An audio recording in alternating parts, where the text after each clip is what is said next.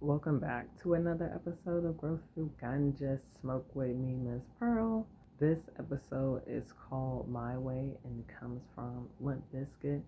This song just randomly came on in the car. Me and my daughter just started listening to it on repeat. And then some things started coming over me. So, let's go ahead and get to it.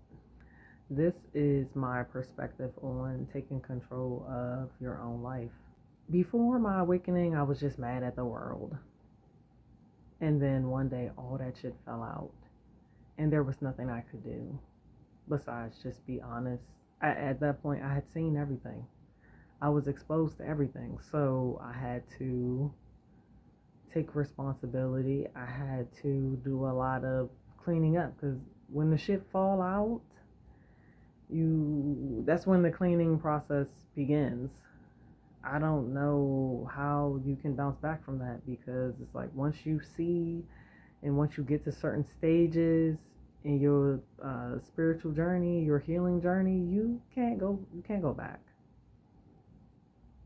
It's infinity and beyond out this bitch. And sometimes being so awakened can be a lot because again, now you know shit that you can't unknow. You've been seeing shit you can't unsee. But a lot of people are still vibrating on a low frequency, and my passion is brown women because so let me remind y'all that we are the only group of women who are allowed to be on display the way that we are on display. We're the only group that's allowed to be displayed as low class hoes the way that we are displayed. We got a big fucking nerve to say that other women want to be like us. What the fuck is being like us? What'd that look like? Break it down for me. Because what I'm seeing like in the media, ain't nobody, when I'm seeing on the streets, ain't nobody wearing our hair. Ain't nobody wearing our hair. Mm-mm. We glorify the shit that's hurting us the most. That hurts our image the most. That delays our healing the most. See, your healing journey isn't about perfection, it's about effort. I heard something very important, and it went like this. When you clean up emotionally, spiritually, physically, and mentally, you make room for miracles. Y'all aren't even considering the women that's still running through your veins. I have the nerve to fucking ask for reparations and talk about slavery. To do what with it? What you gonna do with a bunch of money? Single mom, 5x5. What's she gonna do with this money? What's she gonna do with the land? But we not piecing it together. I can't believe like fucking Basketball Wives is still on. Do any of them even have husbands? I can't believe like Love and Hip Hop is still on. We ain't turning shit up yet.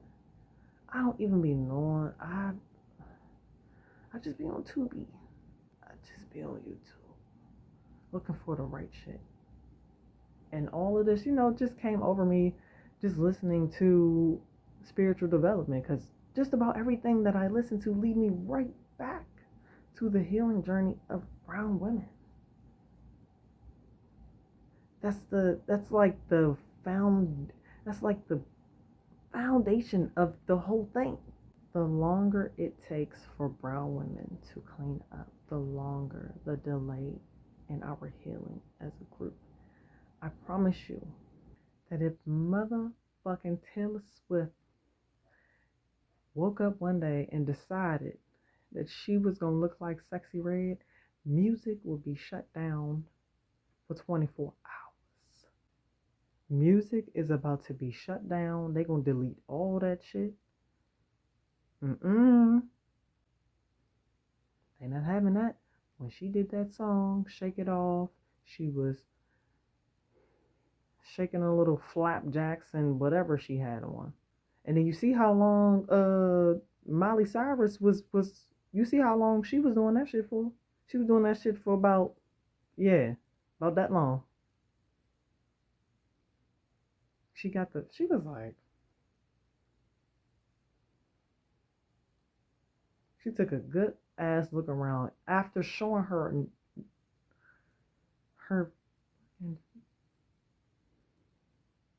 after showing them fillets at the MTV Awards many years ago. And oh, how they clowned her goofy ass, which was well deserved. This is why, when it comes to music, we get not sexy red. I was looking at her face like, and then like all the twerking, I was like, oh, that's all you can do? That's all we can do? I heard at the Rare Essence Festival or whatever, it was a whole group of women invited on stage to twerk. And I'm just like, even with the whole shit with Erica Badu, I still couldn't understand that because that was a piss poor way to represent Sarah Bartman. If she was twerking with that thing, because I still haven't watched the performance. I don't be giving a fuck about what celebrities do, but some shit do hit me like, whoa. We have fucking Nicki, we got even fucking Beyonce. Like Aaliyah was about to have us on our more than a woman shit.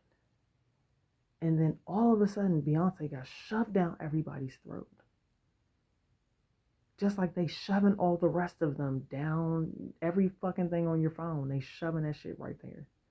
And we picking up those frequencies that are low frequencies. They need us to remain at lower frequencies. That's why we glorify taking shots and all that shit. Drinking liquor. It's called spirits for a reason. Low frequency. You're on a lower vibrational frequency. I don't know. I guess that's how I would say it, but yeah, it's pretty low. Your frequency is very low. And it invites other lower frequencies to validate the ones that are surfacing in you, the ones that are on display in you.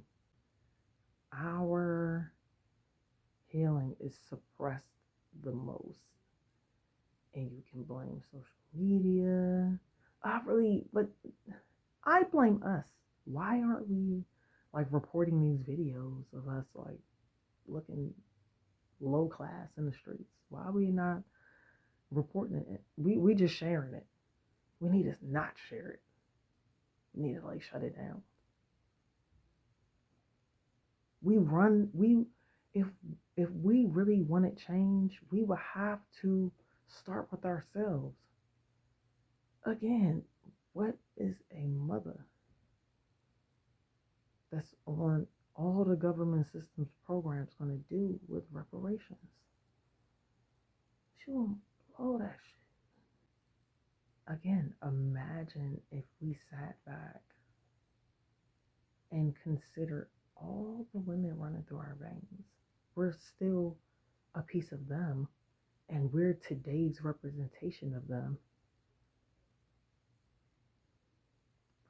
I remember I put up a Facebook post and I said it's a lot of below average brown women thinking that they deserve above average brown men. And you know, this girl put in the comments, she said, but we're the most educated. If brown men cared about degrees, we all would have one. The degree has nothing to do with our behaviors. It has nothing to do with our mindsets.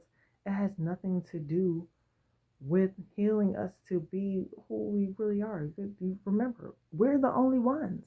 This shit is on purpose. And we participate in it. It's crazy because it go like this. So you got your ass cheeks out outside. Then your daughter got her ass cheeks out outside. So then if your daughter got pregnant because she got will the baby then have their ass cheeks out? It's a generational thing. It is a generational problem. The emptiness is a generational problem. The baggage, the fucking baggage.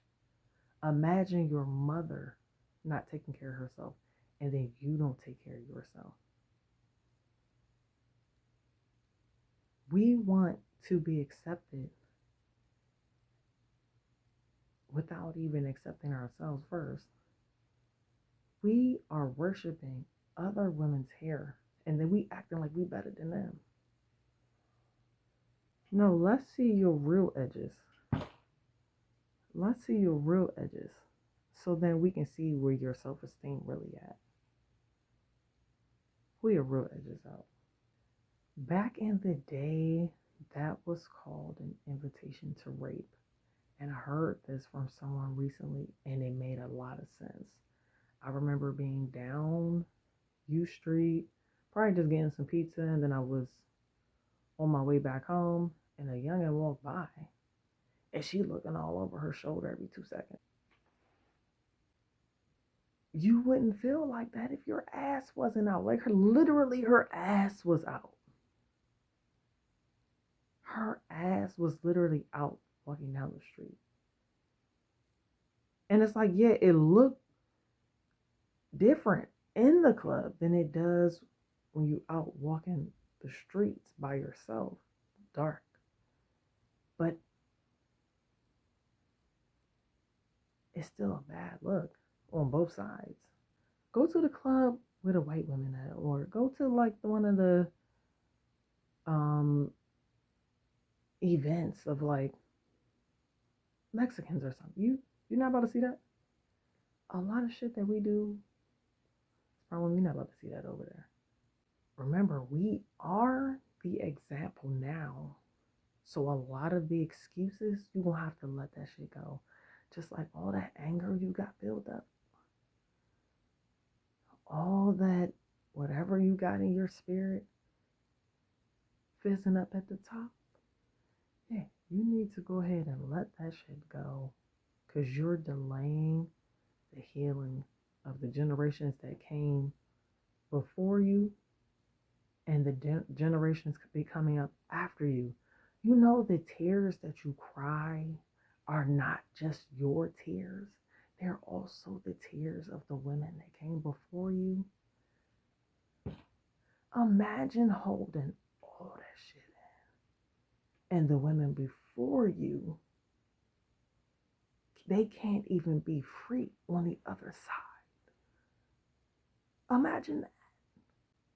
Your freedom is their freedom. But you want a nigga to take you to fucking Roof Chris on the first date and you can't even afford it. Hey, what do I know? What the fuck do I know? Maybe you got something from him, maybe you didn't, maybe you back next week, maybe you won't. I don't know. But this has been Growth Through Ganja Smoke with me, Miss Pearl.